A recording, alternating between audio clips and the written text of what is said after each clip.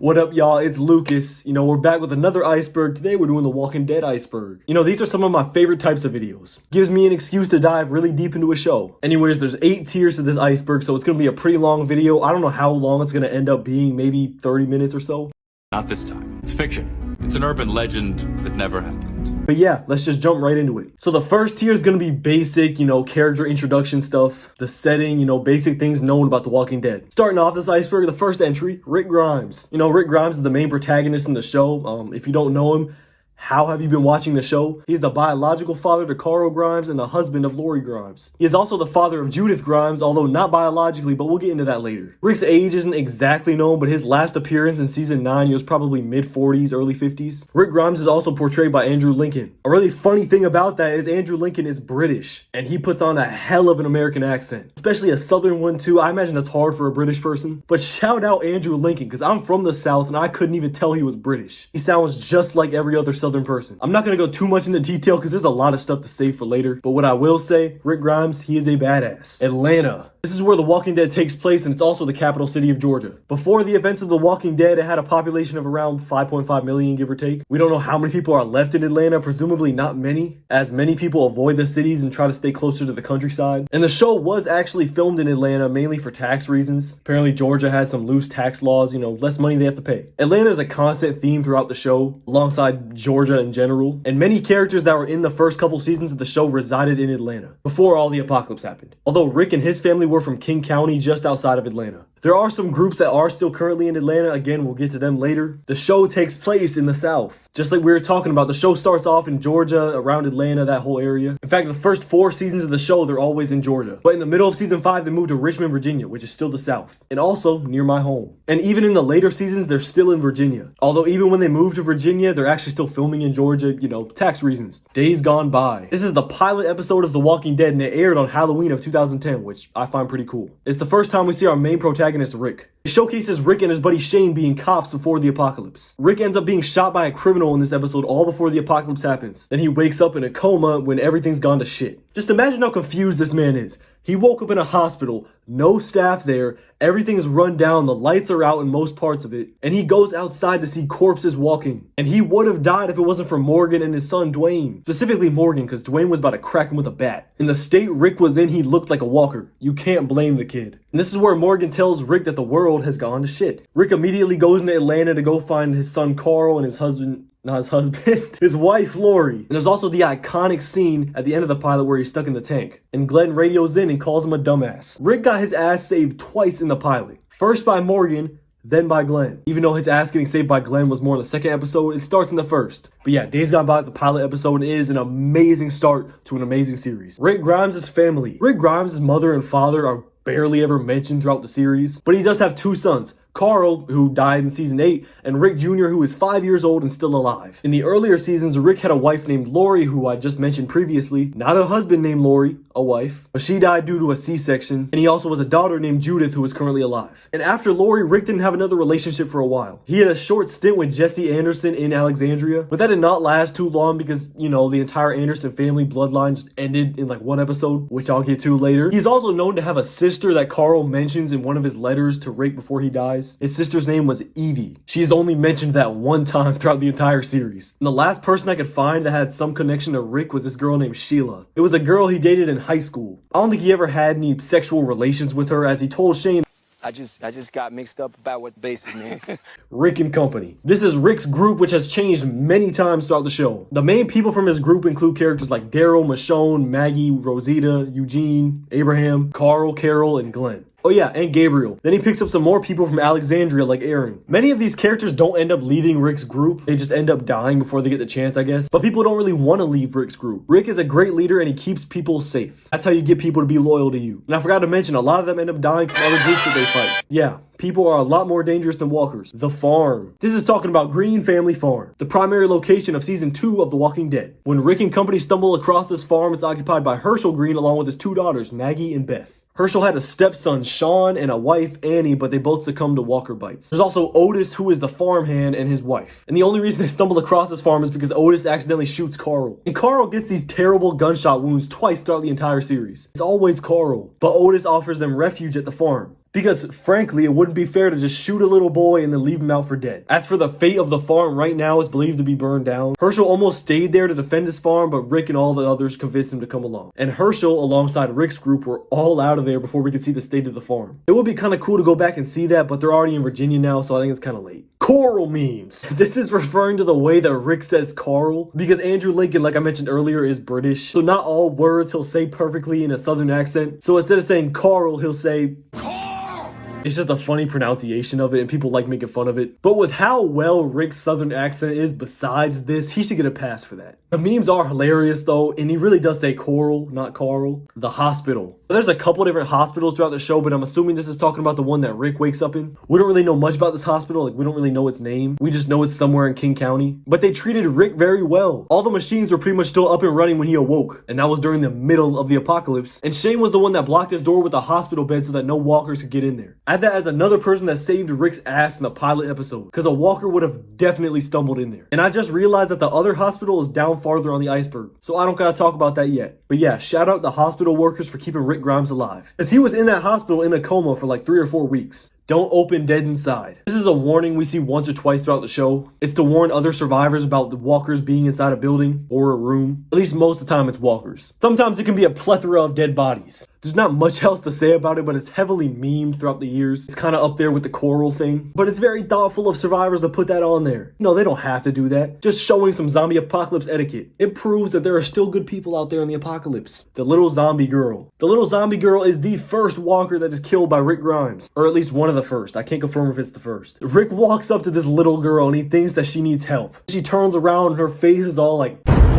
You know, you can't do nothing. You gotta kill her. Or at least run, because you know that little girl zombie ain't that fast. She has a big chunk of her cheek missing. Rick is probably terrified. They do expand on her a little bit though, since it was like the first walker that Rick's ever killed or seen or whatever. Her name was revealed to be Summer. It was revealed in the Walking Dead social game, which I didn't even know was a thing. I like to see, you know, what happened to her, how she came about being a walker. Welcome to Tier 2 of the Iceberg. This is more of the same type of settings and character descriptions, but it gets a little bit more dense. The prison. The West Georgia Correctional Facility, or just known as the prison, is the main place in season 3 of the show. It's also in the first half of season 4 of the show. This was their main home after leaving the Green family farm. They just managed to stumble across it, I guess. This is also a place where many main characters meet their fate, like Lori, T-Dog, and Herschel. I still can't get over the Herschel thing, man. I can't. We also see the first standoff between the governor's people and Rick's people at this place. And I guess their last standoff. I feel like the prison is a very, very underrated place in The Walking Dead. I really liked it because it was a very close-knit group. Like, there wasn't a lot of people there, but I liked everyone that was there. We also met Michonne at the prison. And one thing I forgot about until just now, like it wasn't even written in my notes, were the prisoners that were already there when Rick's group got there. Some of them weren't that bad, like they were kind of cool. Like that one guy that kind of hit it off with Carol a little bit. But then there was Axel, who was batshit crazy. But yeah, that's interesting how there were any prisoners that survived there at all. I would expect when the world is going down like that, there'd be some huge riots at a prison. All I know is if I was a guard, I'd be getting up out of there. Those prisoners, they can do whatever they want. If the end of the world happens, it's every man for himself. Woodbury. Woodbury is the well-fortified town in season 3 led by the governor. This is where Andrea and Michonne take refuge after Andrea becomes too sick for the outside world. She had to get some treatment, so they came across Woodbury. Woodbury is also the very first settlement that Rick and his group have serious conflict with. And it's the first major settlement they end up meeting in the first place. Come on, Rick. It's the first major settlement you meet and you end up having conflict with him. To be fair, the governor,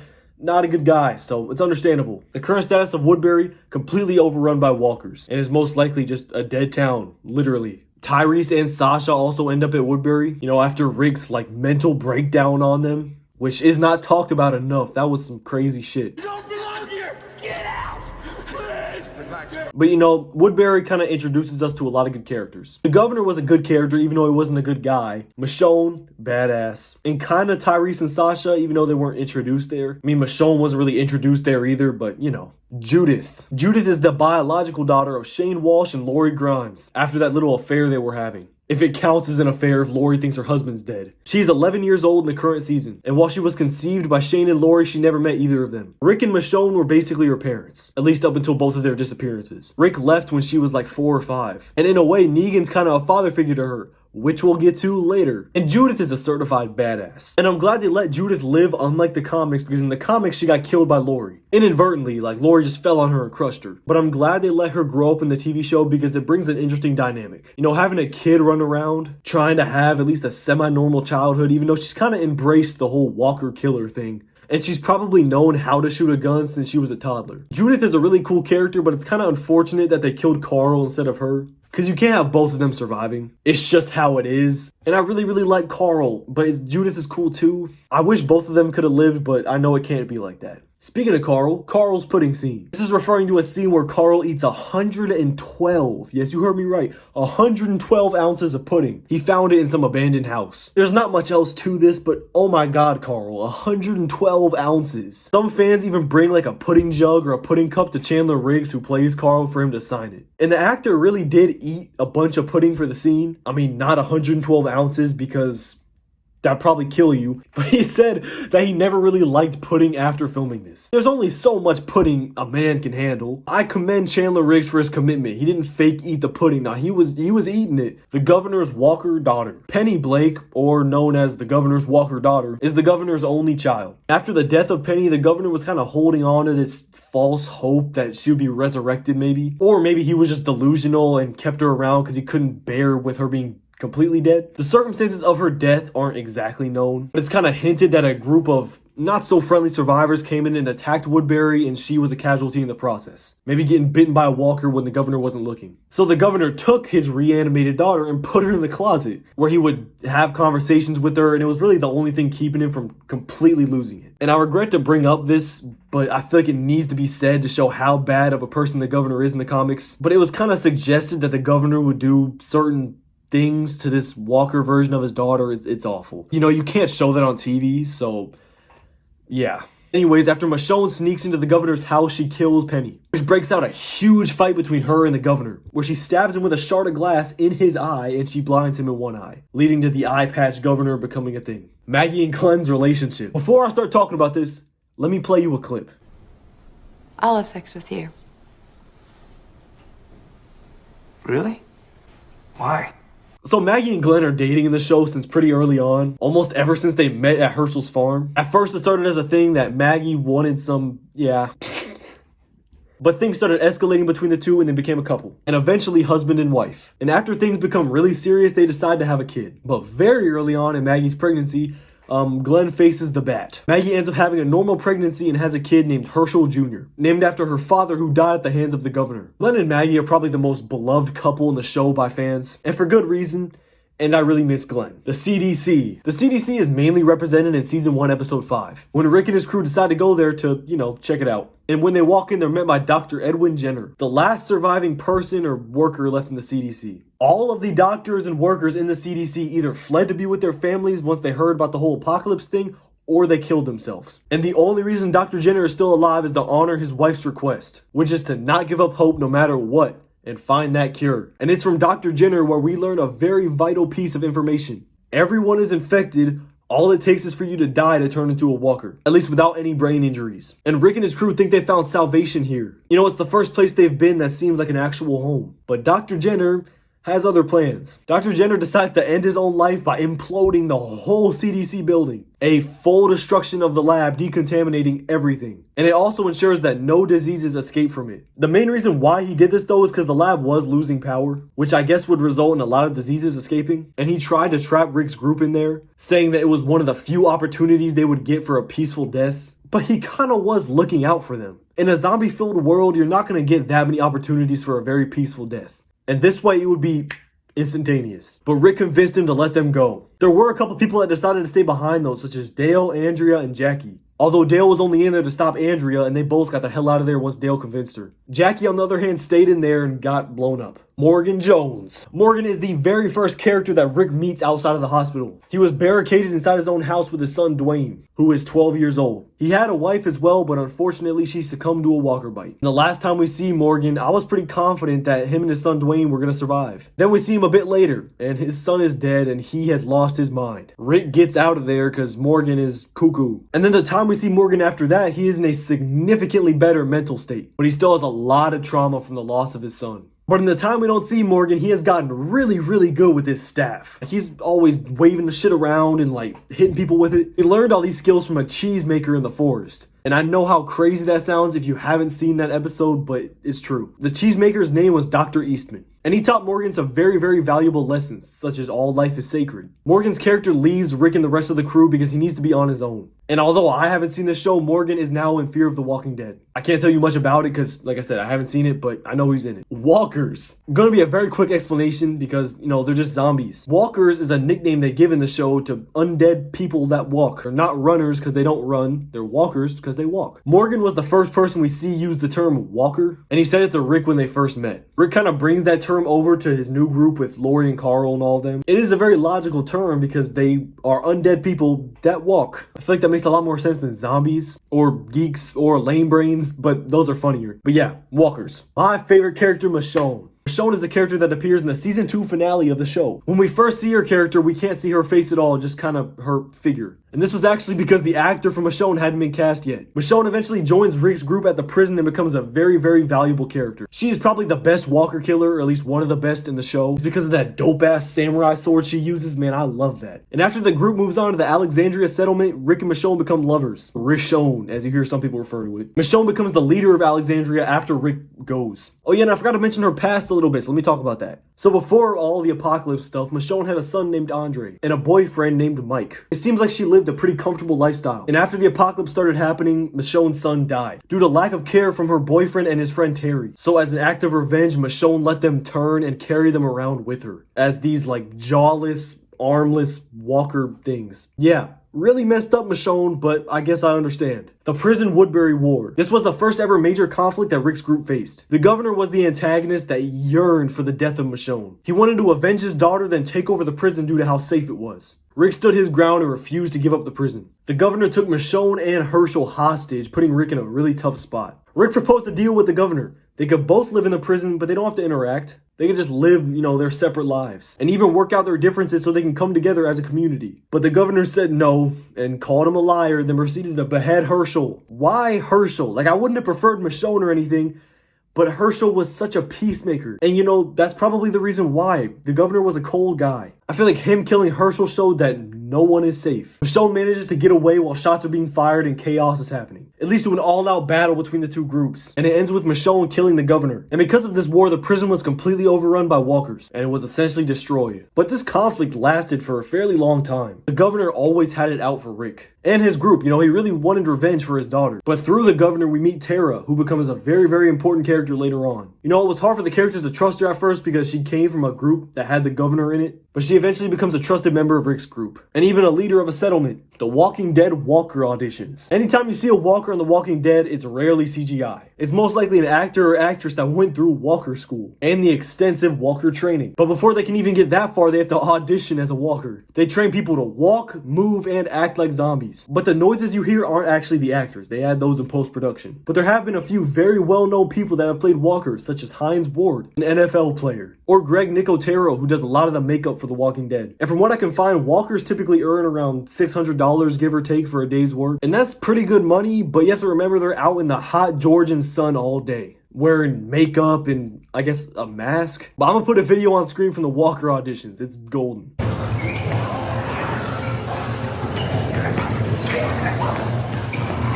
Everyone is infected. Like I mentioned earlier, this is something that Dr. Edwin Jenner tells us at the CDC. Or he tells Rick, we don't really find that out until later, but he does whisper it to Rick. And like I mentioned, you don't have to be bit or anything. If you die without any head injury, you will become a walker. And the time it takes to become a walker can vary a lot. It can take anywhere from as little as 3 minutes to a couple hours. But it's never usually more than a couple hours. They revealed this fact very, very early, and I kind of thought it wouldn't be revealed till later. But I guess you'd figure it out eventually. Welcome to Tier 3 of the Iceberg. The Walking Dead is a metaphor for the evolution of Western civilization. Now, I really couldn't find much on this one, like at all. My best guess would be as time goes on, people try to rebuild a Western type of society, a democracy system, all that type of stuff. There are groups like Alpha's group that don't want that at all. And maybe that kind of symbolizes the different ideas that exist in today's world. And I'm just going out on a limb here because I could not find any information about it. The walkers could represent people that bring down Western ideals as a whole, or maybe people that are sheep to a certain system. There's a lot of different ways you can go with it, and frankly, I don't know. So if you do know what this entry is talking about, I apologize, but I genuinely couldn't find anything on it. Frank Darabont's firing led to Jeffrey DeMunn leaving.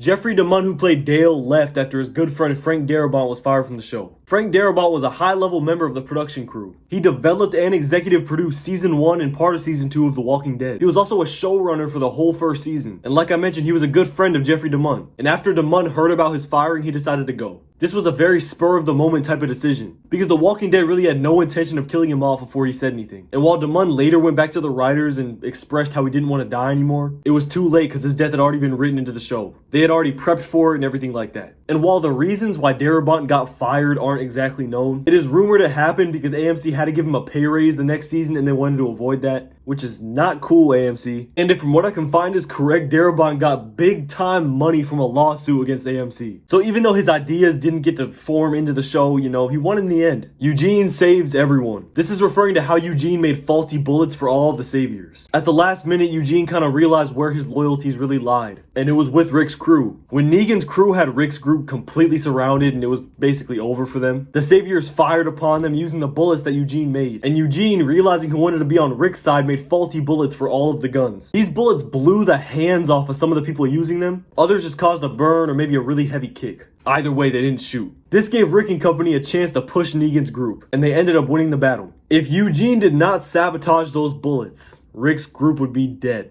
Maybe not all of them, because Negan expressed that people are an asset, and he doesn't like killing people unless he really has to, or he just feels so inclined to, apparently. But as the entry suggests, if Eugene did not sabotage those bullets, nothing would be the same. Rick almost certainly would have been killed, and the rest either killed alongside him or put to work by the Saviors. So put some respect on Eugene's name, because Rick and company wouldn't exist if it wasn't for him. The Alexandria Safe Zone. This is the settlement that Rick's crew moves on to after the prison. It is by far their most civilized settlement they've been to ever. They were led by a woman named Deanna, who is a former U.S. representative of Ohio's 15th district. So somewhat of a celebrity, you know, one of the few celebrities seen throughout the show. But ever since the prison, they have been scouting Rick's group throughout the world. They wanted to bring in people that had survived out there, because this settlement has existed since the beginning. And they wanted people with more experience out in the real world. It's a mutual benefit type of deal for them, because the survivors get shelter, and the people in Alexandria get knowledge of the outside world. They wanted Rick's group specifically because they knew they were decent people. And they had been through so much out there. Plus, they could use better scavengers to get better resources. Because when you're sending out crews of people that only go out to scavenge and haven't actually lived out there, it's a bit different. Alexandria was introduced in Season 5, and since then,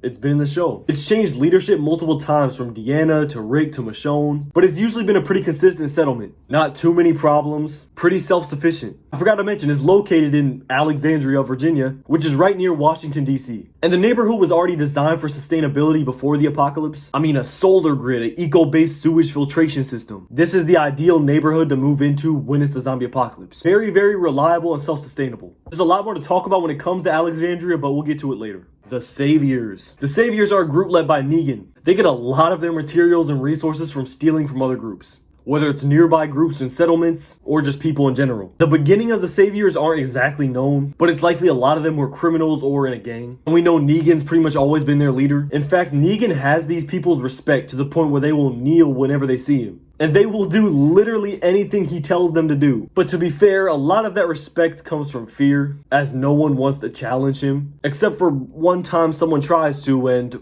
well, you know how that turned out. And if you don't know, this guy named Simon got his face beaten into a pulp and choked to death, so. It's also unknown exactly how many people were a part of the Saviors. It's estimated around 600 or so, and that's a combination of soldiers and workers, as well as families and children. There's also Negan's henchmen, specifically Simon and Lewis, and temporarily Eugene. The Saviors were first seen in Season 6 and lasted up until Season 9, when the war between the Saviors and everyone else destroyed them. A lot of them assimilated with Alexandria, Hilltop, Oceanside, or the Kingdom. There were a few that didn't, that kind of lasted a while on their own, but we never really see them again, and assumingly without Negan, they didn't really have much direction. Oh yeah, and Negan was imprisoned at Alexandria. Morgan Jones' Fear of the Walking Dead crossover. Now, I myself have not seen Fear of the Walking Dead, so I can only go off what I see online. But in Season 4 of Fear of the Walking Dead, Morgan Jones comes into the show. This was after he left The Walking Dead in Season 8. The last time we see Morgan, he tells Jadis he needs to be alone. Morgan likely got into the show by just surviving out on his own, traveling until he found people maybe. Like I said, I'm not too knowledgeable on this. All I know is Morgan will probably never come back to The Walking Dead. I don't know what they're gonna do with Morgan's character, but I hope it's good because I like his character. It's really sad how much he's been through, but he's dealt with it fairly well. I mean, I know he's gone insane and all of that, but he lost his entire family. And he's still alive, so Oh boy, Rick Grimes' coma dream theory. This is talking about a theory where Rick Grimes is in a coma and none of the events of The Walking Dead are real. Ever since Rick got shot by the criminal, he's been in the hospital in a coma imagining The Walking Dead in his head. Lori's still alive, Carl's still alive, Shane. As for everyone else, they're just figments of his imagination. Or maybe people he knows in the real world but he imagines as someone else in his head. Maybe people he faintly knows and has seen around. Maybe he just saw Glenn delivering him a pizza once and decided to make up a whole storyline about him. I mean, who knows? The dream theories are like really overpowered. You can't really disprove them, except for this one, because Robert Kirkman said that's not true. And if the creator of the TV show and comic book says it's not true, it's probably not true. But yeah, in this theory, the world never went terrible. How this man had a dream so extensive and specific, I have no idea. And ignoring the whole Robert Kirkman disproving it thing, this theory is already very far out there. And at this point, the theory is pretty much impossible as Rick's not even in the show anymore. Unless he's having like one of those crazy dreams or something. I don't know, man. Just imagine how Rick would feel when he woke up and his relationship with Michonne was never real. Jesse Anderson, even though that was for a little while, that wasn't real. The bonds he created with Daryl, Glenn, everyone else, they're not real. But yeah, coma dream theory, not likely. Lori is eaten entirely by a walker. So we know that Carl had to put down Lori because she was gonna bleed out anyways because of the C-section, and you don't want her becoming a walker. Rick is absolutely devastated, like any normal man would be. I guess to get some closure, he later returns to the scene where she died.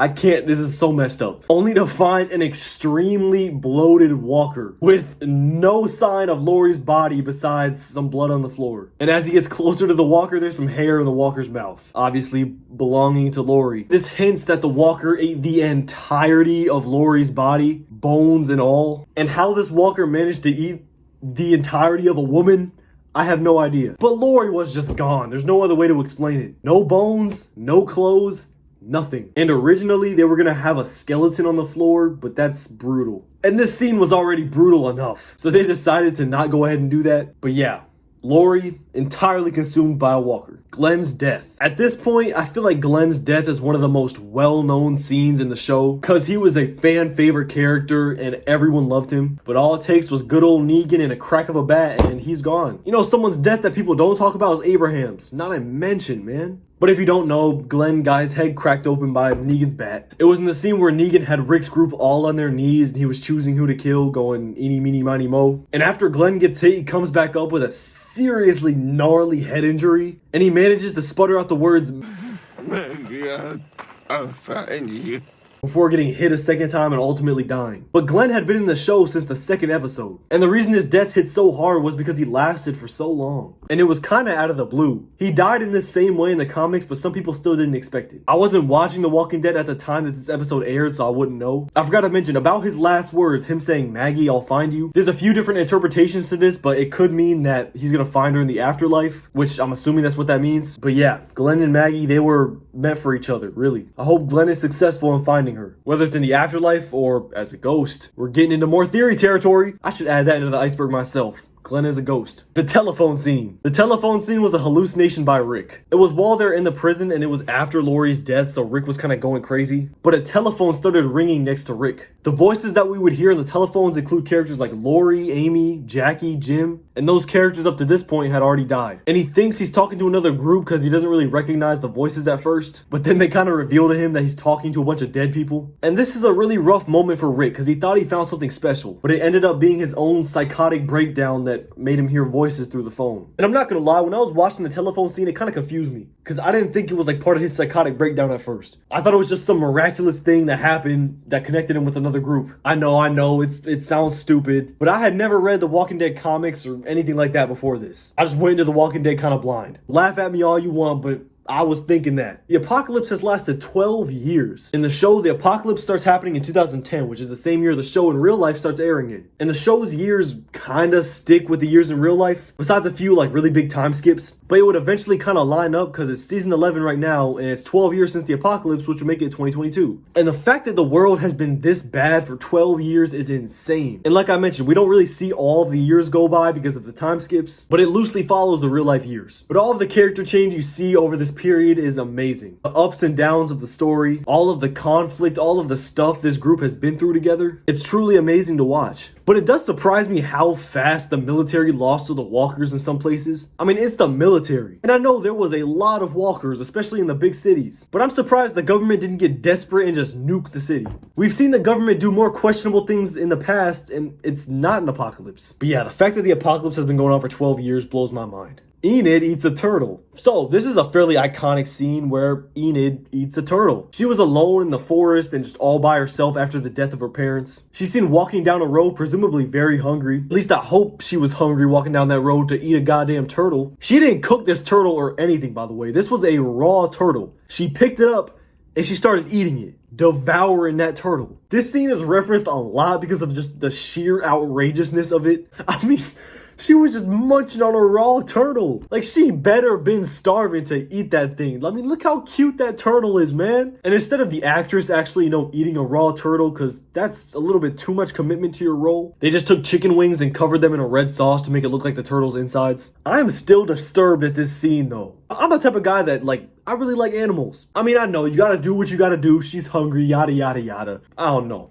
It's not okay, man. That turtle did nothing to you. Negan! Our good old buddy Negan. Negan's probably one of my favorite characters. He's introduced in the final episode of Season 6, Last Day on Earth. He's best known for brutally murdering Glenn and Abraham right in front of Rick and his people with a barbed wire wrapped bat. Named after his dead wife, and I can't think of a better way to honor her than to name a murder weapon after her. We see a little bit of Negan before the apocalypse, and he used to be a high school gym teacher, though his job got suspended because he got into a fight with someone at a bar. Him and his wife, who had cancer, were together at the beginning of the apocalypse. But as you can imagine, it's very hard to get your hands on chemo treatment when it's in the apocalypse. So after Negan went to go look for it one day, he came back to find that his wife had committed suicide. This is what really broke Negan and turned him into the way he was, into a ruthless type of dictator. And I'm pretty sure it's confirmed now, but there's a spin-off upcoming with Negan and Maggie called Isle of the Dead. So I'm very hyped for that. The virus comes from a space spore. A user on Twitter asked Robert Kirkman what the origin of the zombie virus was. His reply was 2 words, keeping it short and simple. Space spore. I really couldn't find much else on this besides this Twitter conversation, but this is a pretty popular theory that a lot of fans buy into. Another piece of evidence that might support this theory is something that was said in The Walking Dead World Beyond. During a flashback scene, a Marine named Owens was talking about how a rocket that went to space came back to Earth with a virus on it. At least that's what he heard, and ever since then it started infecting people. But Owens was told to be quiet before he can elaborate more. And I want to say, whoever told him to be quiet needs, because I needed to hear the rest of that. My man Owens was theorizing, and I'm all about that. A or B. So the first person that mentions this term is Judith. She's talking to the Civil Republic military on her radio, and she always labels people as an A or a B. There was always speculation about what exactly this meant, but it was later confirmed in the spin-off The Walking Dead World Beyond. Being labeled as an A means you've already turned into a walker, or you're turning into a walker, or maybe they want to turn you into a walker. Being labeled as a B means you're an asset. You're worth being alive because you're smart, or you're strong, or you're just worth it. And you're not worth turning into an A. This is why she claims Rick is a B when he's lying on the riverbank severely injured. She wants to help him out, because if she labeled him as an A, he'd be turned into a walker. But Rick really is a B because he's strong. He is a leader, he is smart, he is worth keeping alive. Jadis says specifically he's hurt, but he's strong. And I personally have not seen The Walking Dead World Beyond, but I'm glad the show gave a definite meaning about the whole A and B system. And a little bit of insight into the Civil Republic military. Welcome to Tier 4, Scrapped Character Arcs. I really couldn't find much for this, but something I did find was that Maggie was supposed to have a relationship with Alden in Season 11. If they didn't make the decision to kill off Alden at the church, him and Maggie could have very well had a relationship. In the comic books, it was Dante that was Maggie's post-Glenn love interest, but obviously that couldn't happen because he was a spy for the Whisperers in the show, and Maggie never met him. And while it's not necessarily a character arc, something else I found was that Daryl gets his arm cut off. It was in Negan's infamous scene in the Season 6 finale where he was eeny, meeny, miny, mowing. So in the version they used, Daryl got up and punched Negan in the face. So as a result, Negan chose another victim, that being Glenn. But they almost made it where Negan punished Daryl directly, and Rick for, I guess, not keeping his people in line. Negan forced Rick to cut off Daryl's arm. Sort of how Negan almost forced Rick to cut off Carl's arm. It was like that type of thing, but with Daryl. And Rick actually did it. I'm telling you right now, one-armed Daryl would have been so badass. Like, he's badass with 2 arms, but like with 1 arm, he'd be even more badass. It sounds weird, but it's true. The Walking Dead takes place in the same universe as Breaking Bad. Oh, one of my favorite theories.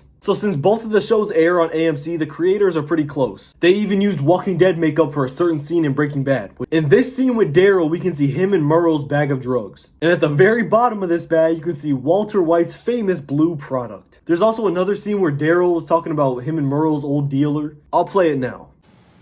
Well, I was a stealer. Janky little white guy. Tweaker.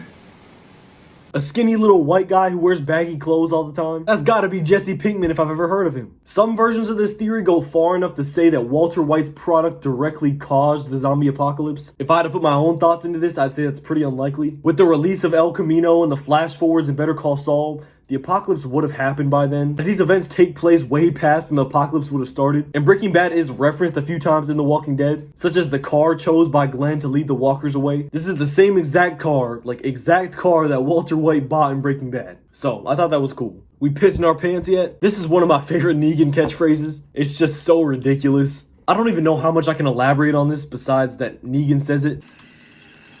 Pissing our pants yet?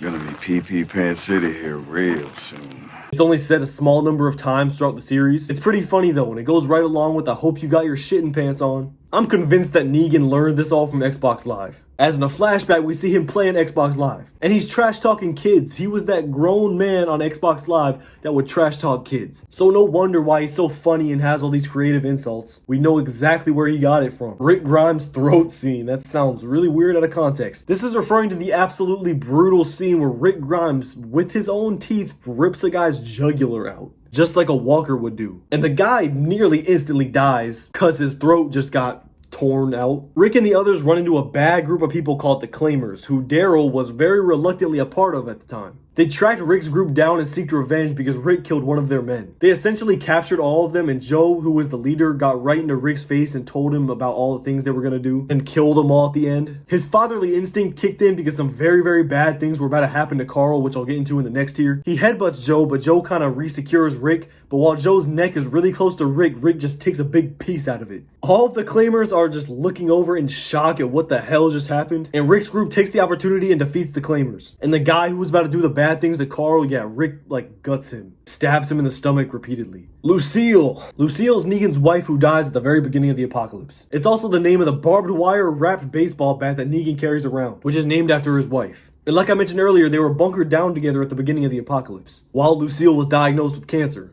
Lucille gives up hope, she kills herself, and everything is not good for Negan anymore. As far as the bat goes, Negan obtained it from Laura, who gave it to him for protection after her and Franklin gave Negan the cancer treatment he was looking for his wife. He wrapped it with the barbed wire that was surrounding his house, I guess as a little keepsake to remember home, and thus Lucille was born, or the second Lucille was born. And Lucille, as in the person, was Negan's world. So his ruthlessness really started when he lost her. And I am convinced that Negan would not have been nearly as bad or commanding or ruthless if Lucille was alive. Because he hangs on to her memory in every way he can. Whether it's the leather jacket that he always wears that she gave to him, or it's the baseball bat that he kills people with, but it's named after her, so. Daryl unknowingly alludes to where Sophia's corpse is. So up to this point, I've known about pretty much all of these entries, but this is one I definitely missed while watching the show. In Season 2, Episode 3, Daryl and Andrea are out looking for Sophia. Daryl suggests that she might be holed up in a farmhouse somewhere, as there's a lot of farms in that area.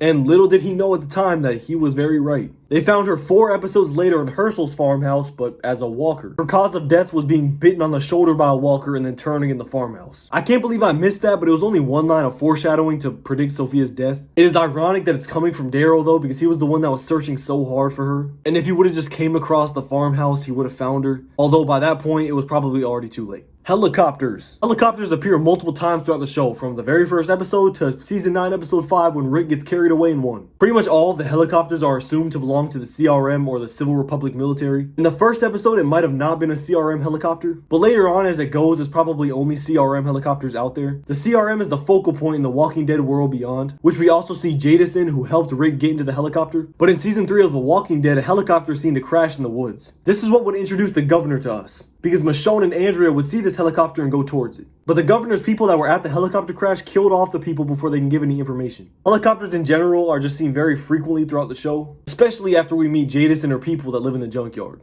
Michonne's Negan hallucination. When Michonne was drugged by Virgil, she starts seeing things. One of the visions she was seeing was a complete alternate reality where she let Andrea die. She then came across Negan's group and they helped her. She becomes very present in the group and was even at the outpost where Rick's people were killing Negan's people, all in their sleep. She becomes Negan's right-hand woman and does a lot of stuff for him. She also becomes very, very loyal to him. It shows the scene where Negan is deciding who to kill from Rick's group, but instead he passes over that decision to Michonne. She's deciding who to choose and she sees herself there, kneeling right along with the rest of them. She then whacks herself in the head. It then cuts to her in the woods running from Daryl and Rick. Daryl shoots her in the chest with a crossbow, crippling her. And then Rick looks at her and shoots her in the head to finish her off. Then we get back to reality with Michonne puking into a bucket. But I love alternate reality stuff, so I'm so glad they included this scene. It really shows what would have happened if she didn't pick up Andrea. Like, all of that was plausible. And I know Michonne has morals, which would make me question if she would work with Negan, but I feel like she would come around. Look at the flowers. At first, this was a phrase that Mika would tell her sister Lizzie to console her if something bad happened. Or in some cases, if Lizzie saw a walker die, Mika would say it to her too. Because, you know, Lizzie had that whole thing where she was confused that walkers weren't people. And because of this confusion, Lizzie ends up killing Mika, wanting her to turn into a walker. Kinda as a point so she can show Terrell and Kyrese. What the fuck? Huh? Kinda as a point where she can show Carol and Tyrese that walkers are people too. Carol, probably rightfully so, thinks that Lizzie is too dangerous to keep alive, mainly to be kept around people. But if she's not kept around people and left alone, that's pretty much a death sentence for her. So Carol makes the tough decision to kill Lizzie. Carol takes her out to a field of flowers and just tells her to look at the flowers. Carol pulls out her gun and shoots her in the back of the head. This term is also seen later as a hallucination of Alpha is telling Carol to look at the flowers, and for Carol to accept death because Carol's in a very bad spot. She's pinned down by a walker. But Carol gets away, the hallucination disperses, and that is the last we ever hear of the term look at the flowers. Lydia the Tattooed Lady. This is the song that Lydia's father Frank would sing to Lydia when she was scared. Alpha kind of sang this to Lydia a little bit after Frank died, but it did not have the same emotional value as Alpha was very abusive and not the best parent compared to Frank. There's not that much else as far as The Walking Dead goes. Grady Memorial Hospital. This is a hospital in the main city portion of Atlanta where a lot of the Atlanta PD were holed up, alongside some of the medical staff that was all there when things went down. And since it was a hospital, they are at a big advantage. They are extremely well equipped to handle medical emergencies and just have good supplies in general, which is exactly what they use to gain people. They find people that need help and treat them at the hospital, and they kind of make them pay it back even though they didn't want to go to the hospital in the first place. Obviously, they're thankful for it because they saved their life, but the hospital doesn't do it out of the kindness of their own heart. They do it to get more hands to do more work. So the survivor might clean for them, they might learn to be an assistant for surgeries, etc. This is where Beth ends up in season 5 and ultimately meets her fate after an attack on one of the cops who was kind of a dick. But at the same hospital, we do meet Noah, who became part of Rick's crew for about a season. The interesting thing about the Grady Memorial Hospital group is that they don't get completely dismantled by the last time we see them. So as far as we know, they're still doing their thing. The last time we see them was during Beth's death, and Daryl quickly got revenge on the cop that killed Beth. And these people weren't that attached to this cop who was their leader. In fact, some of them even wanted her dead. So they just said, you know what, everything's good, we're even now, let's just go our separate ways. So assumingly they're still up and running today. Terminus. So Terminus was a group that claimed to have some type of sanctuary, and they were very secure as they were holed up in an old railroad station. This also made it very easy for anyone that wanted to find them, as they would just follow the tracks. And it was advertised along these railroad tracks that it was a very safe and open community. But what the sign didn't say was that if you weren't open to their cannibalistic ideals, they would eat you, and they would brutally kill you right before they eat you. They weren't always cannibalistic and ruthless though. They used to really bring in survivors and help them out, but after one really bad batch of survivors that did unspeakable things to their people, they decided to not do it anymore. This bad batch of survivors brutalized and did terrible things to the women there, just all kinds of horrible things. Eventually, they took back their settlement from these terrible people, but their ideals were never the same. And like I said, if a group comes in and they don't accept their cannibalistic ways, they get eaten. But per usual, Rick and company destroy their settlement. But many of the cannibals get away, which I'll talk about later. Overall, Terminus people, not very good people. And I found it really interesting that the word Terminus itself is the end of the line. And the original name for the city of Atlanta itself, like in real life, was Terminus. And yet I smile. This is one of the very, very popular lines used by King Ezekiel when he's trying to motivate his people. like before a battle or during tough times and stuff like that. He continues to say it even in the later seasons, and it's become kind of a classic thing. The most iconic scene with him using this is probably him giving a speech to prepare his people to fight the Saviors. The speech he gives is kind of similar to Maya Angelou's speech, Still I Rise. He repeats the line, "and yet I smile," after every few sentences, similar to how Maya Angelou repeats "All Rise." And a lot of people think the whole King Ezekiel act is kind of weird or cringy, and they think a lot of the lines he says are just lame, but I personally enjoy them. I think it brings some fresh air into the show. I will admit it's a little weird because it's like he's a king, but I like his little motivational speeches. I think they're cool. 4 walls and a roof. This is the name of season 5, episode 3, and this is where we see the remaining survivors of Terminus. There are some very memorable moments from this episode, such as Bob getting his leg cut off and eaten by the Terminus people, and Bob screaming about tainted meat because they ate him while he was bitten. How didn't you check first? Because he was fine. Tainted Meat! I found that scene really funny, by the way. Not to mention the absolute carnage that was left in the church after Rick and company massacred the Terminus people. And after this massacre, Gabriel was in shock, saying this was the Lord's house, and they kind of violated it by killing all these people in there. Maggie looks at him and coldly says, "No." No. It's just 4 walls and a roof.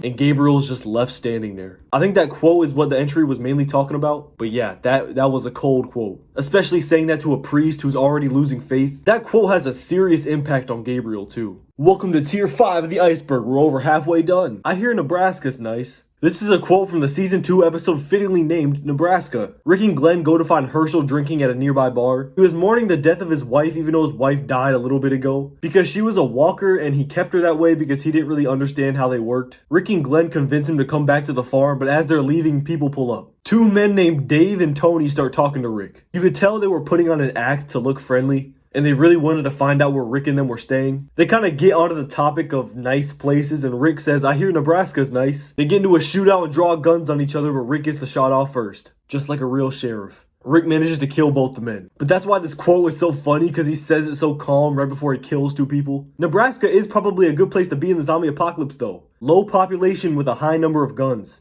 That's less people that can turn into walkers. And an interesting thing about Dave is he is the first person we see Rick kill post-apocalypse. And it was a necessity to kill him. Heads on pikes. Water break. Damn. To prove a point and kind of demoralize Oceanside, Hilltop, Alexandria, and the Kingdom, Alpha captured people from a few of these different colonies and brutally decapitated them. Then since their heads were walkers, she put them on pikes and just left them there to rot. These heads on a stick were also used to mark a border from Alpha's territory to everyone else's territory. Okay, I got a list, so give me a minute. These heads include Ozzy, Alec, DJ, Frankie, Tammy, Rodney, Addie, Enid, Tara, and Henry. This is an absolutely terrible act by Alpha, probably her worst in the show. Some of these victims were children like Henry and Addie. I'm not sure how old Enid was at the time, maybe 18 or 19. Still just way too young. They're killing kids. And this was one of the significant events in the Whisperer's arc, because it caused Carol to really want revenge against Alpha. I mean, she just decapitated her son and put his head on a spike. And this is why Carol ultimately gets Negan to go kill Alpha for her, which he does successfully. And Carol kind of gets her revenge because Alpha's head ends up on a pike anyways. And I didn't read the comic books before watching the show, so this scene just came out of nowhere for me. And I didn't know who was coming next because they kept slowly revealing who was dead. I was praying that Henry wasn't dead. I really liked Henry. I would say I don't like Alpha, but she is such a good villain. It makes you want to dislike her. The Scavengers Broken English. So the Scavengers are one of the groups that Rick comes across. And the most unique part about them is that they live in a junkyard and speak very broken English. They'll get their point across, but in really short, not grammatically correct sentences. From what I could find, Jadis and them speak like this as their own sort of intimidation factor. At least the actress that plays Jadis said that. It's not really mentioned often by the characters, like they don't really recognize it, but it's pretty weird. It also has to do with Jadis' manipulation skills, and how her and her people are very minimalist. They seem like the type of people that won't let anything go to waste, which is ironic, and it works for them, I guess, because they live in a junkyard. And them speaking like this gives a sense of uncertainty. You know, like it kind of keeps you on your toes, if you know what I'm saying. Just think, you come across a group in a junkyard that's talking about some...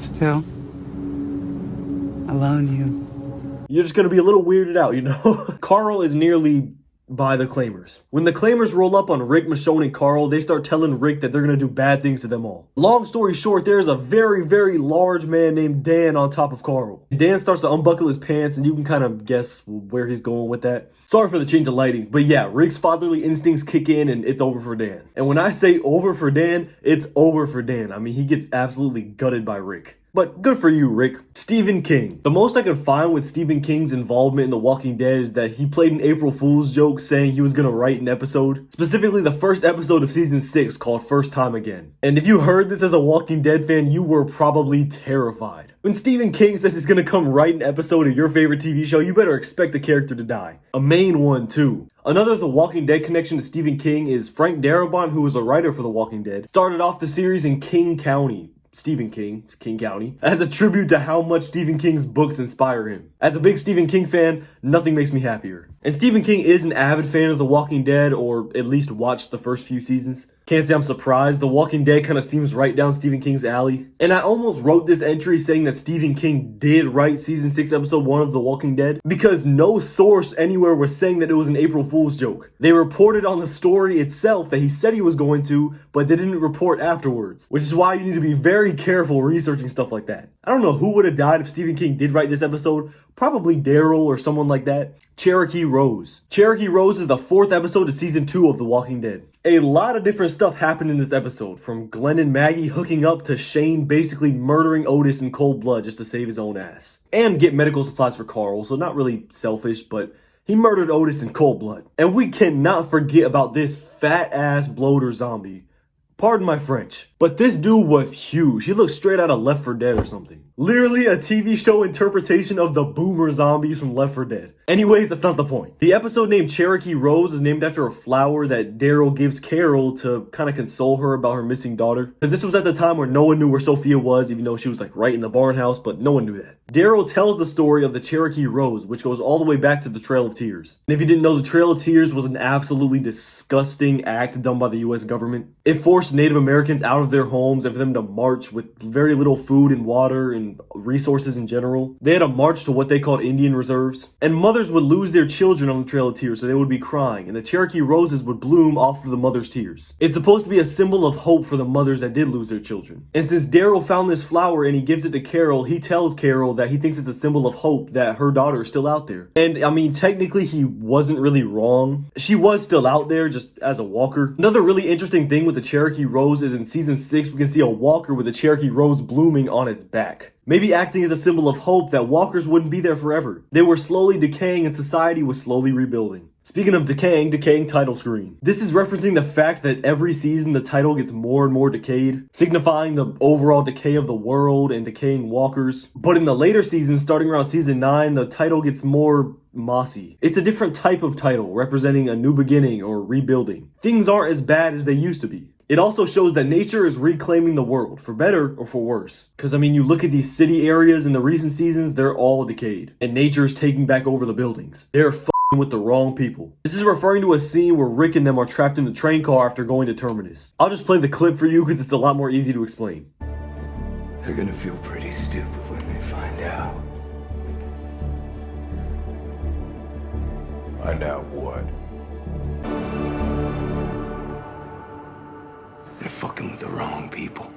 So in the TV version, Rick said they're screwing with the wrong people. But in the Blu-ray version, he said that. This is probably one of the most badass lines in the entire show. And he was right, they were messing with the wrong people. Because as I talked about earlier, Rick messed them up. But yeah, there's not much else to this one, just they're with the wrong people. Noah's death scene. Noah is a character that Rick and his group took in from Grady Memorial Hospital. He didn't want to be there anymore because they kind of treated him badly. They forced him to pay off these debts for saving him, even though they went out of their way to save him, just so they could get him to pay off these debts. Noah formed a pretty close relationship with Glenn and the group as a whole. He really became one of them, but his death scene, my God, was it brutal. Noah, Glenn, and Nicholas were all trapped in a revolving set of doors, with walkers pretty much surrounding them. Glenn and Noah were kind of thinking of a plan to get them all out of there alive. They had no plan of betraying anyone. But Nicholas has other ideas as he panics and forces the door open. And since this is a revolving door, it pushes Noah into the walkers. The walkers grab his leg and they start chomping him. He gets pinned against the glass looking right at Glenn. And it is just so brutal because he screams in just agonizing pain as he's staring at Glenn. This leaves Glenn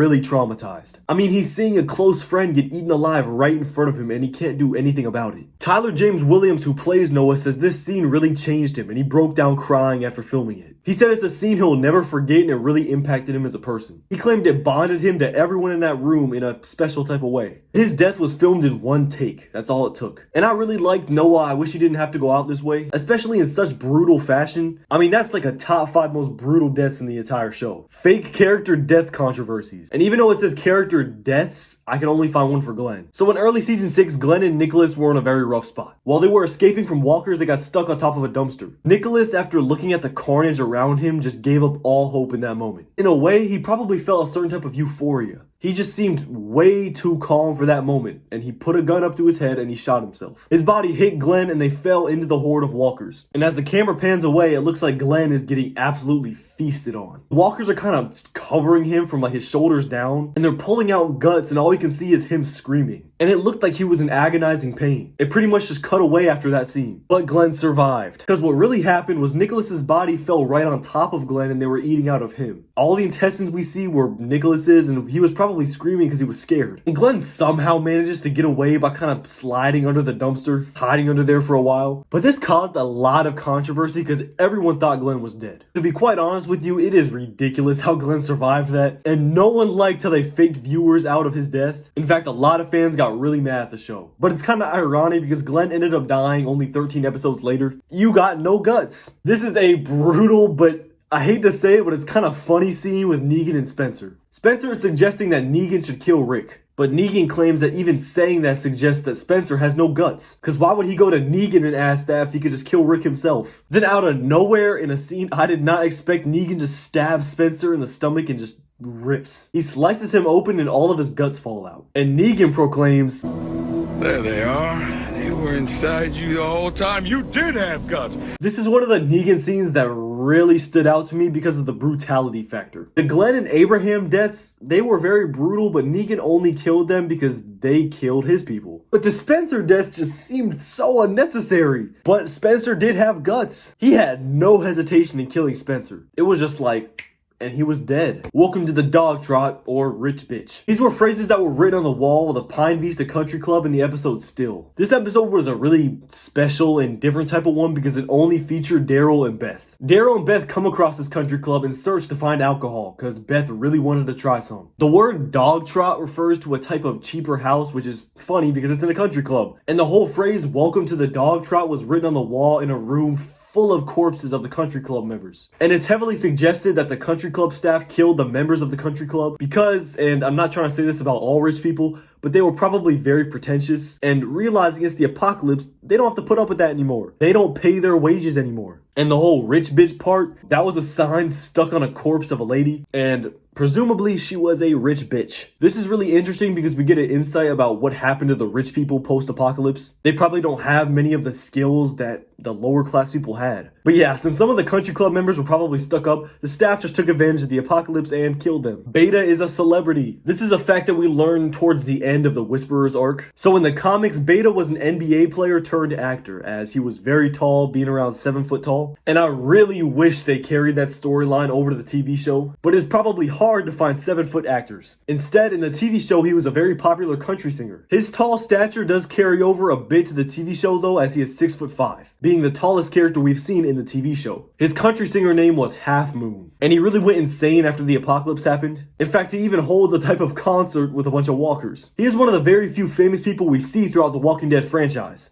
Others include Javier Garcia from the video game, Tyrese Williams from the comic books, and the TV show apparently because on The Talking Dead they said he was an NFL player, and Deanna Monroe. Tyrese's hallucination. After Tyrese was bit, he was becoming very delusional and suffering hallucinations. These hallucinations included a lot of dead characters like Beth, the governor, Lizzie, Micah, and Bob. It shows Tyrese going through a lot of different emotions as he bleeds out. These hallucinations included recent deaths that were still really weighing in on his mind. That's why Karen wasn't in these hallucinations, because he was over her death. And Tyrese was a character where his sole purpose was to help others. His death was one of the hardest hitting ones in the show. Tainted Meat. This is referring to a quote by Bob after his leg gets cut off and eaten. Remember those old Terminus residents that were cannibals? Yeah, they're back and they're after Bob. The Terminus residents kidnap Bob, cut off his leg, and eat it. Bob feels a whole lot of emotions at first, including shocked, angry, and sad. But then he starts getting this weird sense of happiness and starts laughing. He starts screaming at them that he was bitten and they're eating tainted meat. And this caused a bit of controversy with people because they didn't know that if eating someone that was bitten would infect you or not. But Robert Kirkman confirmed that if you ate someone and they were bit, it would have no effect on you. The only way to truly get infected is to get bitten by a walker or to get a significant amount of walker blood in you. It was still a really good scene because the people from Terminus didn't know that eating someone wouldn't get you infected. They thought that if you ate someone that was infected, you'd for sure be a goner. So they started freaking out and Bob was laughing and still screaming about his tainted meat. It was an example of dark humor in the show that I really enjoyed. Lydia beaten and nearly killed by the Alexandrians. We all know that Lydia did not have the best relationship with the other teenagers in Alexandria. Enough so that they beat her and nearly killed her. In the season 10 episode Silence the Whisperers, Lydia gets attacked by Margot, Gage, and Alfred. 3 people who have been really bullying her since she used to be a part of the Whisperers, even though we know she has good intentions. They throw Lydia to the ground and just start attacking her, beating on her, kicking her, the whole 9 yards. She starts kind of fighting back a little bit and they nearly kill her before Negan shows up. Negan throws Margot at the wall and tells them to cut that shit out. He threatens them, telling them to stop, but then he realized when he threw Margot at the wall, she got impaled. And she is dead. That's besides the point. Lydia was treated extremely unfairly by the Alexandrians. I get it, you can't immediately trust someone that was a part of the Whisperers, but she has done a lot for them and she has proved herself by this point. I think the teenagers were just mad and all of their emotions were coming through and they just needed someone as a scapegoat. And Lydia happened to be a perfect scapegoat for them.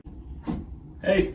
Welcome to Tier 6. I see red. This phrase is used a couple of times throughout the series, once by Morgan and once by Negan. In Morgan's case, it was in season 3 when he was talking about his son's death. As he explains that when the Walker version of his wife lands on his son, he sees red. And he killed his Walker wife and just ran. But in that moment, all he could see was red. Which is very fair because that was the last remaining member of his family. He just couldn't see straight at that time. Typically, the use of the phrase seeing red is used when someone is overcome with anger. And this isn't just a thing in The Walking Dead. People in real life that have gotten that angry have said they saw red. When you're overcome with extreme anger like that, your brain does not work properly. It just goes on like turbo mode. It applies to Morgan because of how angry he was that his family's dead. But in Negan's case, it was before the apocalypse. So Negan and his wife were at a bar and there was a guy being very obnoxious. And this is just after Negan put him and Lucille's favorite song on the jukebox. So he's upset, he wants to hear his favorite song. Negan told him to be quiet and the guy was basically like, make me. They got into a really heated argument and Negan said he saw red. In fact, he nearly beat the guy to death, which made him lose his job as a PE teacher. Negan explains how there were consequences back then, and that doesn't really exist in the apocalypse.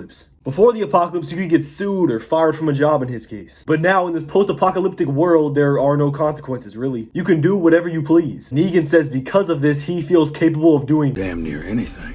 Hyundai advertising. Through the first 5 seasons or so, The Walking Dead had a partnership with Hyundai. Hence why you see their main vehicle being a Hyundai. People made a lot of jokes about it because despite it being the world of the dead, it had no spots on it. It was a completely clean car. And obviously they had to keep it like this for the reputation of the car and the advertising. It's just really funny how all these people are battered up and they're dirty and they haven't taken a shower in weeks, sometimes months. No, but the Hyundai, completely clean. You know, you gotta give the Hyundai a car wash every day. But part of the reason they cut ties with Hyundai was because cars didn't make sense later on. The characters in the show did a lot less driving because there was a lot less gas in the apocalypse world. It wouldn't really make sense for them to be driving cars in season 11, which is like 12 years after the apocalypse. There's no chance in hell that there's any gas left at that point, unless you just get lucky finding some. But yeah, the green Hyundai SUV specifically had a very long run in the show. And it's probably the most iconic car seen in The Walking Dead. Jocelyn's group. Jocelyn was an old friend of Michonne before the apocalypse. And as she shows up to Alexandria and comes across Michonne again, she seems pretty normal. She seems like a pretty friendly person, just someone that wants help. But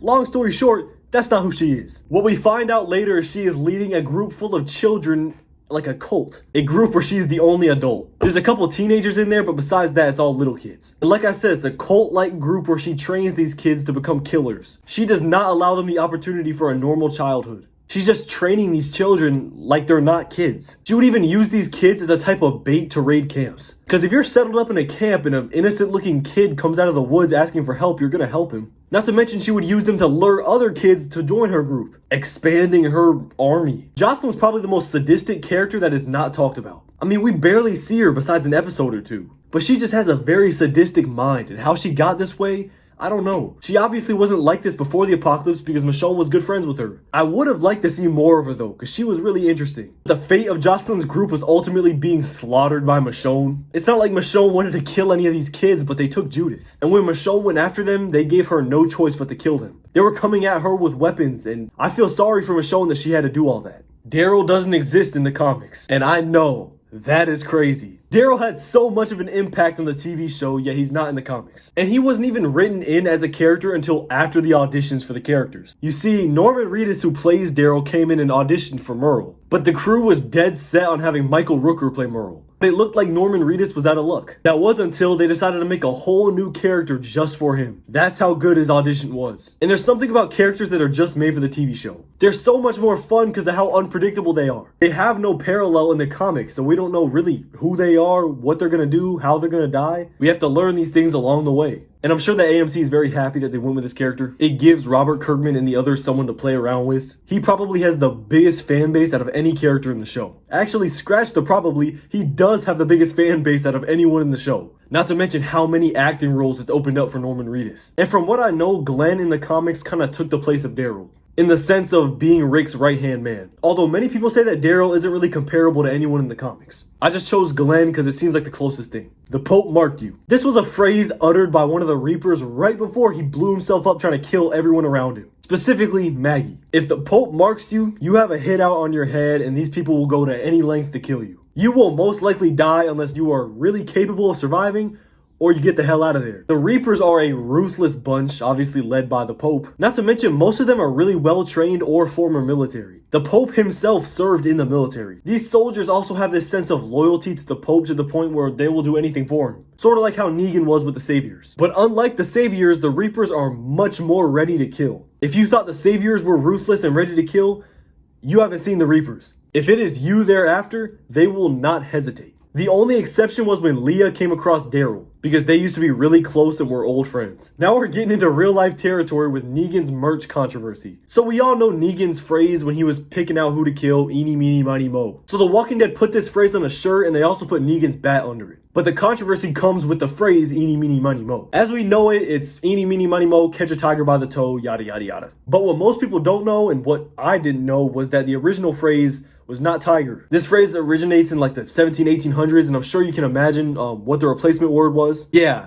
it's bad. But like I said, many people don't know the original phrase, so a lot of people were outraged when it was pulled off shelves. Even Jeffrey Dean Morgan, who plays Negan, expressed his thoughts on how stupid it was that these shirts were being canceled. I'm not really gonna put my opinion on it because it's an iceberg. What are we doing? But all I will say is that this phrase has changed a lot, and I didn't even know it originated from something bad until I looked it up for this iceberg. Dwayne Jones whiskey. So before season 10 came out, there was a teaser for an episode where it showed Gabe and Aaron sharing a bottle of whiskey. The bottle of whiskey they were sharing said Dwayne Jones whiskey on it, which, if you didn't know, was the name of Morgan's son. This got fans all riled up because they thought Dwayne Jones could be alive and he was making whiskey for the CRM or the Commonwealth or whatever. Or even that Morgan was in the CRM making whiskey for his son. These rumors were cool and I would love to believe them, but it was ultimately debunked when the actual episode aired. Gabriel talks about the whiskey and says it's worth $2,000, which means the whiskey predates the apocalypse. So obviously it's not some new brand of whiskey that Morgan Jones' dead son's making. Still a really interesting theory, and I wish it could be true. Lydia's original character arc. So Lydia was originally planned to stick to her comic counterpart story. She was going to be a very good manipulator and a very good liar due to all the trauma and abuse she faced while with the Whisperers. And if you don't know, in the comics, the Whisperer camps were really bad. Way more ruthless than the TV show. We're talking very primal acting people, doing terrible things to the women and children in that group. So Lydia would have a lot more trauma in the comic books than the TV show. They decided to not stick with the storyline for Lydia because it was way too dark. They changed a lot of things for the show because the comics were really dark in some parts. It makes for a sense of realism because of how dark the post-apocalyptic world truly would be, because stuff like that really would be happening, but you just can't show that on TV. Morales' return. Morales was a character very early on in the series. We're talking season 1, episode 2. Him and his family were part of the original group outside of Atlanta with Lori, Carl, Glenn, Rick, and all of them. Once Rick's group decided to head for the CDC, him and his family split off. We don't see him again all the way until season 8. He explains how he lost his family to walkers and he almost died if it wasn't for the Saviors. He was, quote, sleeping himself to death inside of a trailer.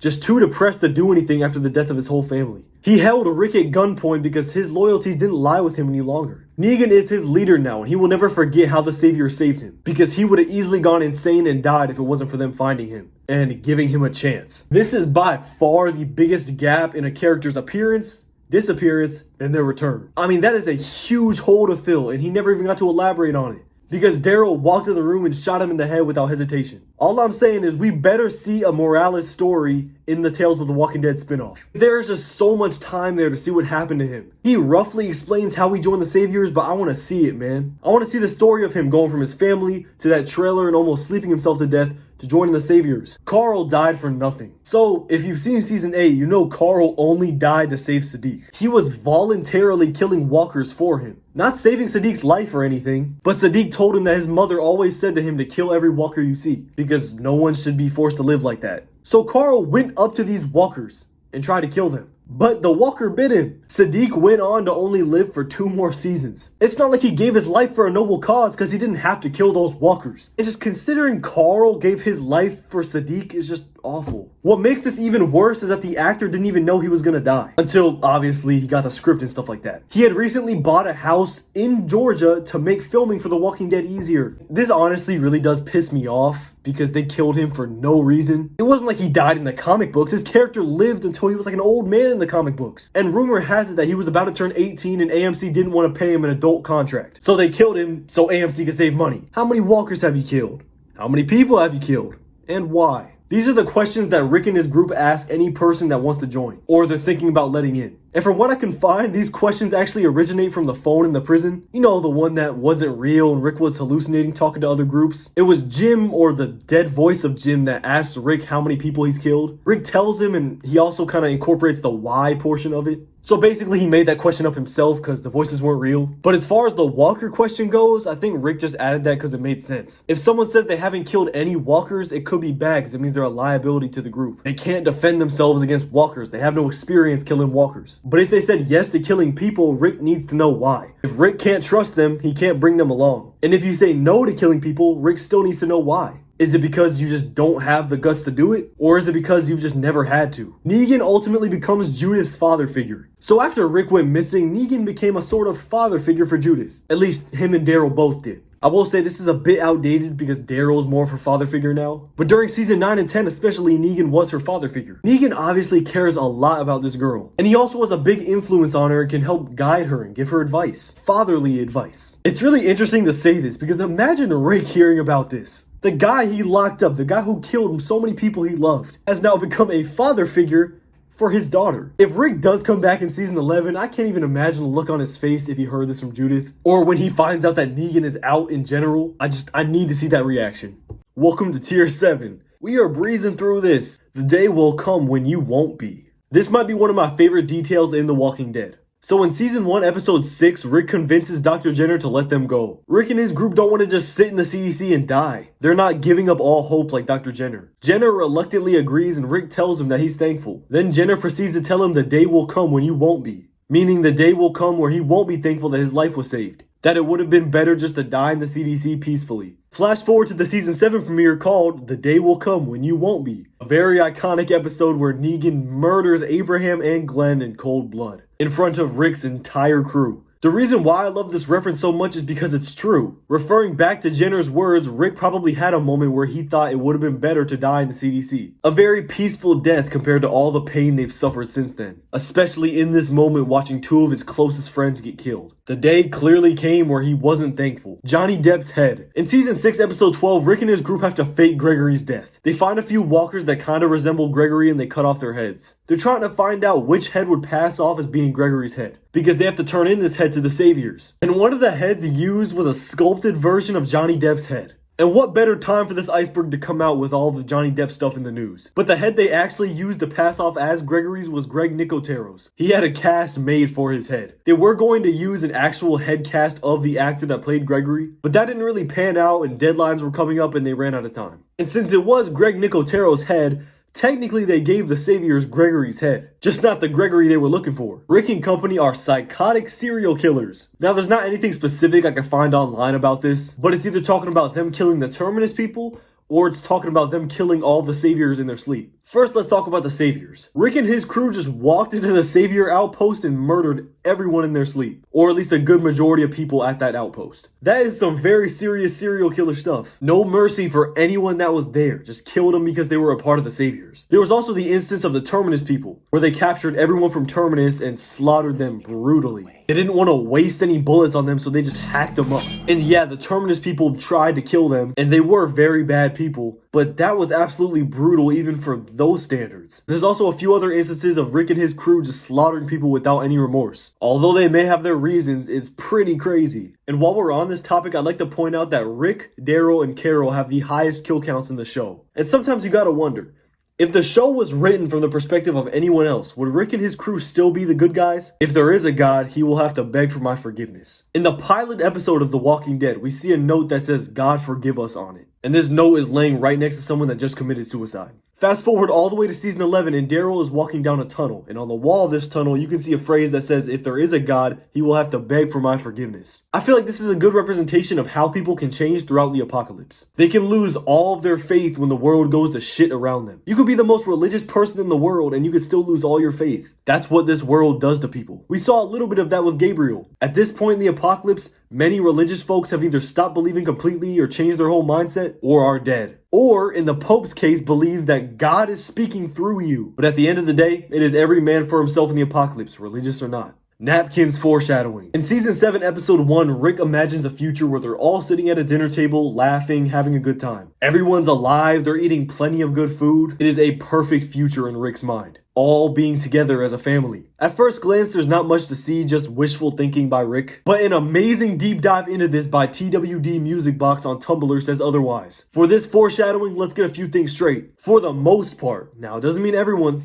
for the most part, Glenn's side of the table represents death, while Rick's side represents life. It doesn't mean that everyone on Rick's side is gonna live or everyone on Glenn's side is gonna die. It's just a representation of life and death. But interestingly enough, Glenn, Sasha, and Abraham all have inside-out napkins on the death side of the table. And who all dies, mainly as a result of Negan? Glenn, Sasha, and Abraham. On Rick's side, everyone has a green napkin all either folded up or rolled. Except for Tara. So Tara is on the life side, but doesn't have anything in common with the people on the life side. Which means she is the opposite of that, so she belongs on the death side. And on the death side, Aaron is the only one in that situation. So Aaron belongs on the life side, and obviously in the show right now, he's still alive. So Tara is the one exception on the life side, and Aaron is the one exception on the death side. There is a lot more to this, but it kind of gets away from the napkin foreshadowing, so I'm gonna stop there. I might consider making a separate video on this, because there is a whole lot of foreshadowing and theories and all kinds of stuff that goes into this scene. Morgan foreshadows the Whisperers. In Season 3, when Rick comes across Morgan again, he is going insane from the death of his son. He doesn't have anyone in his life. He is just super paranoid. He's saying all kinds of crazy stuff, including he saw people wearing dead people's faces. Does that remind you of anyone? The question is, did Morgan have an early run-in with the Whisperers? What's even more fascinating about this though is that this episode was made way before the Whisperers appeared even in the comics. About a year or so before. It's not clear whether this was a coincidence or Robert Kirkman added this in on purpose because he knew he was going to add the Whisperers to the comics. I really hope Robert Kirkman did this on purpose. It's probably just a cool coincidence, but shout out Robert Kirkman if he did that.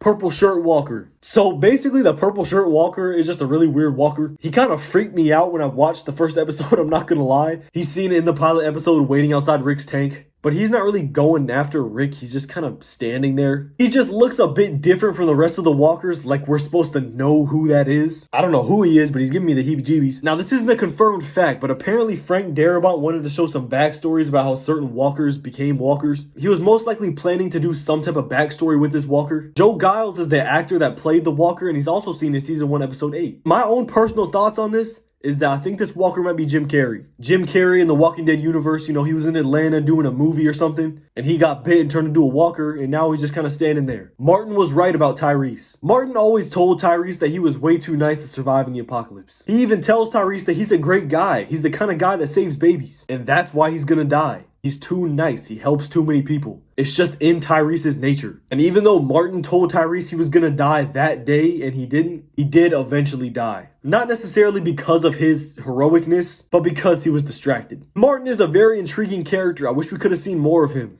From how he described himself, he was just a completely normal guy before the apocalypse. Again, a case of what the apocalypse can do to a normal person. T-Dog's death was originally meant for Carol. There was a moment in time where Carol was supposed to die in place of T-Dog. And it's funny because the writer said they didn't know where to take her character. And with her being alive in season 11 and no sign of that slowing down anytime soon, it's interesting. So why would it be harder for you to write a future for Carol and not T-Dog? I love T-Dog, but he really didn't have that many lines throughout the series. He was a part of the original Atlanta group, but he was more just in the background. Maybe they were thinking about exploring his character a little bit more. But Carol was so involved in the story later on, it'd be hard to imagine the show without her. Especially a version where she dies early on. All of the bonds she builds later with the King, Henry, all of them. But they were going to take her comic interpretation, which would involve her getting bit by a walker. Children implied to be eaten at Terminus. When Carol snuck into Terminus, she was looking at a collection of items that were taken from people before they were presumably killed and eaten. There are multiple stuffed animals seen in this little cavern. And we see no kids running around Terminus, just the adults, implying that, along with their parents, these children were killed and eaten. There'd be no other reason for a few stuffed animals to be in this room, with everyone else's belongings that were killed. And we know how the Terminants are, so I wouldn't put it past them to eat kids. The Terminus people are deranged and awful. Eating adults was already bad enough. And then you start eating kids. I didn't think it could get much worse. Like, Jesus, man, adult meat wasn't enough for you? Scott Ian cameo. Scott Ian, if you haven't heard of him, is the co-founder and guitarist of the band Anthrax. He made a cameo as a walker in The Walking Dead. In episode 15 of season 5, the Scott Ian zombie was hidden under a pile of garbage. He managed to grab Rick Grimes' leg, and he got close to biting him. Kinda. But then he promptly got impaled in the head by Carl. In Scott Ian's defense, he grabbed Rick. How many walkers can say they had the pleasure of grabbing Rick Grimes? I'll tell you what, it's not many. But Scott Ian did express his excitement that he was going to be on The Walking Dead. I forgot to mention, back in 2011, Scott Ian was a walker on a webisode. So by the time season 5 came around, he was a bit more experienced. Glenn painting. At Hilltop in Maggie's little office area, there is a tribute painting to Glenn made by Anne, alongside some of the other members in her family like Herschel and Beth. These paintings were really a cool little tribute to some of the characters that died earlier in the series. These paintings also remind us of how talented of an artist Anne is. Because of how Anne is post-apocalypse, you forget that she was an art teacher. Robert Kirkman has been trying to kill off Judith since season 3. He said, and I quote, "I tried to kill that damn baby that's not even a baby anymore. I have pitched the death of Judith so many times it's not even funny." In the comics, which was written by Kirkman, Judith dies very early on. Lori is running away from the governor with Judith in her arms and she gets shot in the back, subsequently falling on Judith and crushing her. But Kirkman now admits that he was wrong for wanting to kill off Judith so many times. He said he really likes what Judith's character has become. And I really like Judith's character too, so I would have hated to see her face her comic book death. We're on the final tiers. Tier 8, man. The Vatos were raided and killed. In a DVD extra released in 2012, it showed the fate of the Vatos group. A, quite frankly, highly forgotten group that was in season 1. I mean, they were only in a couple of episodes, but in the DVD extra, it shows Rick's group heading towards the Vatos facility after the CDC explosion. They were thinking that they could get temporary refuge from the Vatos. Maybe they could put aside their differences. But when they arrive, they are dismayed to find out that the Vatos facility is long gone. It is completely overrun with walkers. The group kills all of the walkers there and they just decide to stay there for the night, but not before looking around at all the carnage that happened there. And after doing some poking around, Daryl proclaims that walkers didn't do this. The walkers only came in afterwards, after all of the people there were killed by other people. But this brings us to an interesting point. Who killed all of the Vatos crew? Not to mention all of the old people they were protecting. The only group that was in the area at that time was the Grady Memorial Hospital people. There may have been other groups that we don't know about, but my only guess would be the Grady Memorial Hospital cops came in there and killed them. And even saying that is really far out there, but there just weren't that many Atlanta groups. Maybe we'll see what happens to the Vatos in Tales of the Walking Dead, because that spinoff is coming up soon. A fan bit Norman Reedus on the chest. While Norman Reedus was taking a picture with a fan, the fan got a little bit too excited. She bit Norman Reedus' chest, enough to leave teeth prints. As Norman describes, "Yeah, I was sitting there, I was taking a picture, and then she kind of started shaking a little bit, and then she kind of looked up at the sky and kind of howled like a werewolf and then went, "Ah!" Michael Rooker, who plays Merle, was there at the time. And in the moment, he said that did not just happen. When the police were escorting her out, she asked what just happened. And the police told her that she bit Norman. She responded with, "I did?" It is insane what some fans will do to their favorite actors or celebrities in general. Biting Norman Reedus is something you would say as a joke. Like, I'm gonna go bite Norman Reedus. You know, it's funny because he's Daryl, he can't get bit. But no, this woman decided to do it. Norman decided not to press charges because, quote, she seemed like a nice lady. A very generous act from a man who just got bit on the chest. This may be the only time we hear of Norman Reedus getting bit, as the upcoming spinoff with Carol and Daryl suggests that Daryl will live after The Walking Dead. Zombie Lori deleted scene. There's a deleted scene in season 3 that takes place when Rick is going through his mental breakdown at the prison. And obviously that was right after Lori's death during childbirth. He is wandering outside the walls of the prison when he sees Lori there, standing on the bridge. They have a little moment and then Rick starts kissing her. But when he pulls away,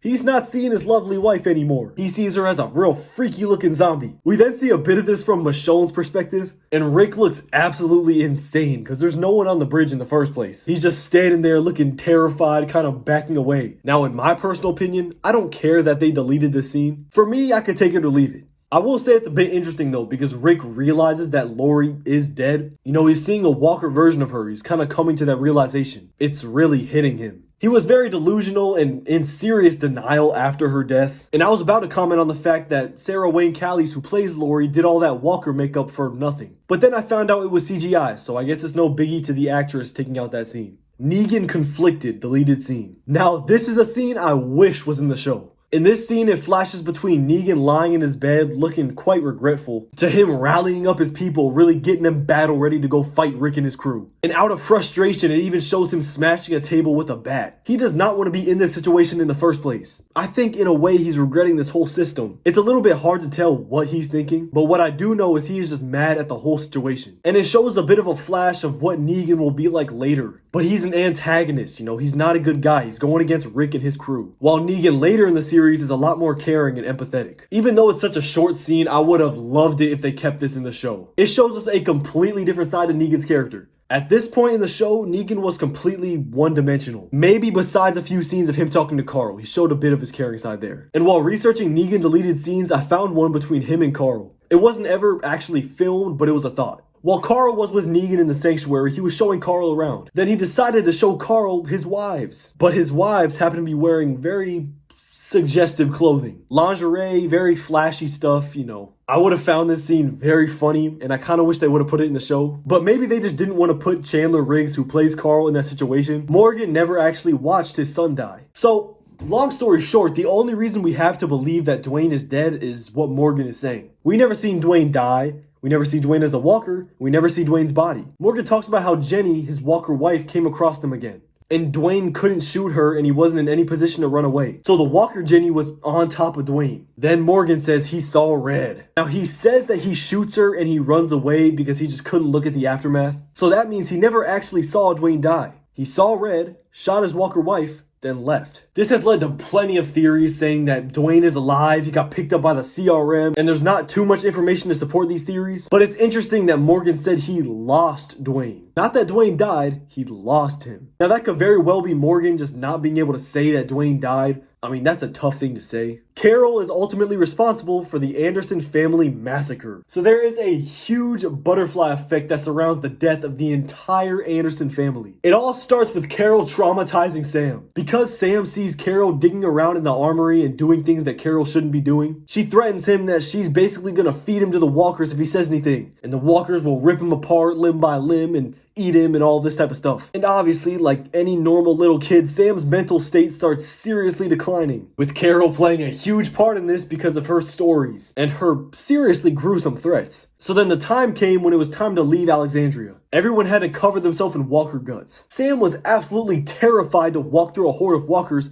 because he's a little kid and because Carol has been telling him all of these awful things. So Sam didn't make it incredibly far. He started freaking out, which is the last thing you want to do in a walker horde. Walkers notice him and think a big old chomp out of him. Jessie, his mom, starts screaming. I mean, she's seeing her child get devoured right in front of her, and her screaming caused a walker to take a big old bite out of her. And the last member of the family left was Ron, and he was just standing there. I mean, my man didn't know what to think. Ron blamed Carl right then and there. He was sick of Carl's shit. He probably just blamed Carl for everything at that point, even if it wasn't Carl's fault. He needed to take out his whatever he was feeling at that moment on someone. But before Ron can get off a clean shot, Michonne just takes her samurai sword and slices him right through the stomach. And it all starts with Carol verbally abusing a child. And I forgot to mention, while Sam was walking through these walkers, you could hear Carol's quotes resonating through his head. Now we're getting to the good stuff. Deleted Eugene sex scene. Finally, the best and most important entry in this iceberg. No, seriously, this deleted scene takes place in season 8. Laura and Eugene are kind of held up in the upper areas of the sanctuary. A horde of walkers was released on the lower levels, so they didn't have anywhere to go. Eugene was just a good enough option for Laura at the time. There was no relationship or anything planned for these characters, just a one-off thing to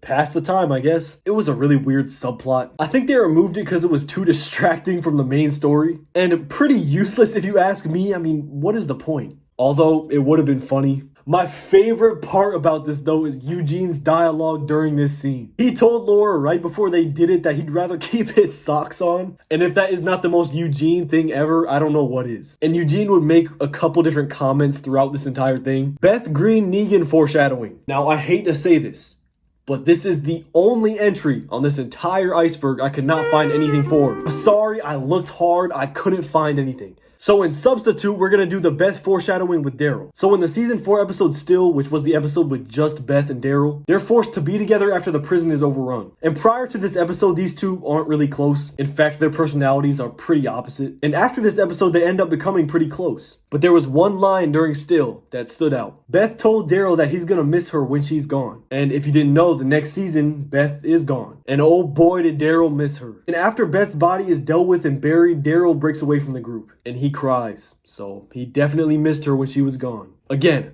sorry I couldn't find this. Randall's death was one of the most important deaths in the entire show. So Randall was a very forgettable character. His group left him behind after shooting at Rick, so Rick's group naturally took him as a prisoner. They lock him up in a little barn at Herschel's farm. Now let's get to why his death was so important. This will be another example of the butterfly effect. So Shane took him out of this barn and into the woods, telling Randall that he wanted to join his group. Shane proceeded to snap his neck. Then Shane went back to the farm and said that Randall escaped. But this was only in an attempt to lure Rick out into the woods to kill him. And you probably know how this goes. Rick and Shane go into the woods, they get into an altercation, and Rick kills Shane. But the gunshots from this fight led to a lot of walkers coming towards the farm. And it gets very out of hand very fast. The farm gets overrun, causing everyone to evacuate the farm. So in short, the death of Randall caused everyone to evacuate the farm and eventually find the prison, which would lead to so many things. Not to mention, because the farm got overrun, Andrea got separated from the group, which caused her to find Michonne. And since they evacuated the farm, T-Dog died at the prison. Lori died at the prison. Basically, anything that happened after they left Herschel's farm was because of Randall's death. And to be fair, you could say that about a lot of things, but it's interesting because Randall was such a small character. The man who shot Rick Grimes was the walker that killed Amy. Now, this only applies to the comics from what I could find. I looked at the walker in the show compared to the guy that killed Rick in the show, and they look nothing alike. So in the comics, when Rick gets shot pre-apocalypse, there's only one guy in the car that shoots him. While in the TV show, there were 3 guys in the car, and they kill 2 of them, and then the 3rd guy shoots Rick. But this one guy in the car shoots Rick and then presumably gets away. Then after the apocalypse started happening, shit didn't go his way. He got bit,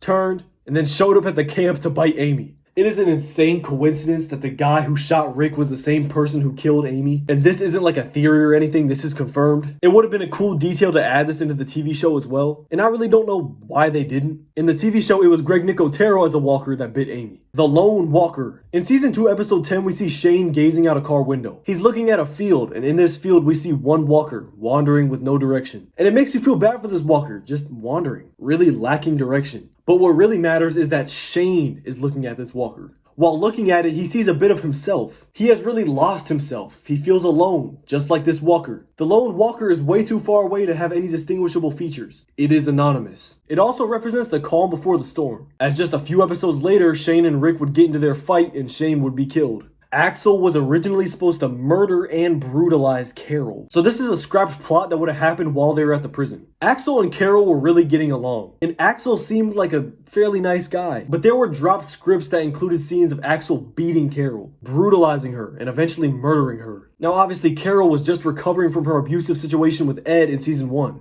And there were other subplots of Axel kidnapping Beth, taking her to the woods, and murdering her. Now, I think you can understand why they didn't do any of these. They're very violent and just way too brutal for the TV show. Axel was just supposed to be a psychotic serial killer in the show. The world's population was reduced to 382,000 people. So Matt Lieberman did a calculation about how many people would be left in the Walking Dead world. And he came up with the number 382,000. A number that is significantly lower than you'd expect. But that calculation was old. The estimation is now in the few millions. Still incredibly low from the 7 billion we were at. But it is crazy that the world population has been reduced that bad by a bunch of dead people. And considering the world population is probably only in the few millions, 500,000 people being in the CRM is insane.